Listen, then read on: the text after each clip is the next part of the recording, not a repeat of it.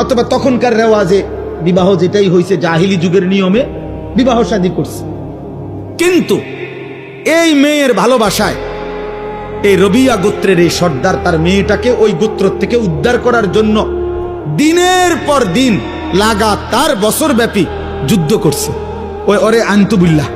কিন্তু ওই গোত্র খুব শক্তিশালী, আর আরব দেশে জাহিলি যুগে যুদ্ধ বিগ্রহ ছিল তাদের নিত্যদিনের বিষয়। তো এই গোত্রের রবিয়া গোত্রের সর্দার, তার গোত্রের বহু যুবক বহু পুরুষ নিহত হয়েছে, কিন্তু একবারও বিজয় আনতে পারে না, ওই মেয়েটাকে আনতে পারতেছিল না। কিন্তু উনি কোনোভাবে ছাড়তেছে না যে আমি আমার এই মেয়ে আনমুই, ও আমার বড় আদরের সন্তান।